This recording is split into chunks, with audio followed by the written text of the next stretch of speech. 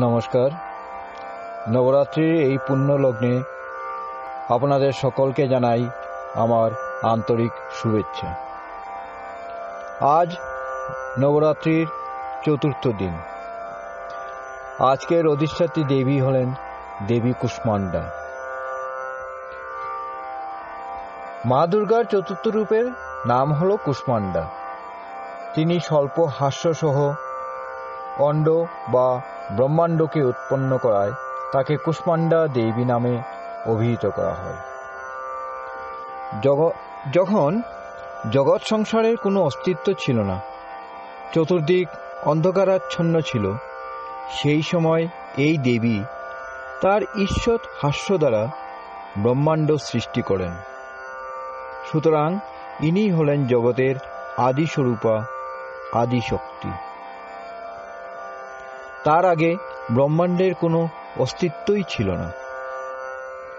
দেবী সূর্যমণ্ডলের অন্তর্লোকে বাস করেন। সূর্যলোকে বাস করার ক্ষমতা ও শক্তি একমাত্র তারই আছে। দেবীর দেহকান্তি ও প্রভাও সূর্যের ন্যায় দেদীপ্যমান তথা ভাস্বর। তার তেজের তুলনা শুধু তার সঙ্গেই করা যায়। অন্য কোনো দেবদেবী তার তেজ ও প্রভাবের সমকক্ষ নন। তার তেজ ও দ্যুতিতে 10 দিক প্রকাশিত। ব্রহ্মাণ্ডের সকল বস্তু এবং প্রাণীর মধ্যে অবস্থিত তেজ সবই এই দেবীর ছায়ামাত্র। দেবী কুষ্মান্ডা অষ্টবাহু সমন্বিতা, তাই তিনি অষ্টভুজা দেবী নামেও বিখ্যাত। তার 7টি হাতে তিনি যথাক্রমে কমণ্ডলু, ধনুক, বাণ, পদ্মফুল, অমৃতপূর্ণ কলস, চক্র এবং গদা ধারণ করে আছেন। অষ্টম হাতে রয়েছে সকল সিদ্ধি এবং নিধি প্রদানকারী জপমালা। দেবীর বাহন সিংহ। কুমড়োকে সংস্কৃতে কুষ্মাণ্ড বলা হয়। সকল বলি প্রদত্ত নৈবেদ্যের মধ্যে কুমড়া বলি এই দেবীর সর্বাধিক প্রিয়। এই কারণেও দেবীকে কুষ্মান্ডা দেবী বলা হয়। নবরাত্রি পূজার চতুর্থ দিনে এই কুষ্মান্ডা দেবীরই আরাধনা করা হয়। এই দিন সাধকের মন অনাহত চক্রে অবস্থান করে। সুতরাং এই দিন তার অত্যন্ত পবিত্র ও অচঞ্চল মনে কুষ্মান্ডা দেবীর ধ্যান করতে করতে পূজা আরাধনা করা উচিত। দেবী কুষ্মান্ডার উপাসনা করলে সমস্ত রোগ শোক দূরীভূত হয়। দেবীর প্রতি ভক্তি দ্বারা আয়ু, যশ, বল এবং আরোগ্য বৃদ্ধি হয়।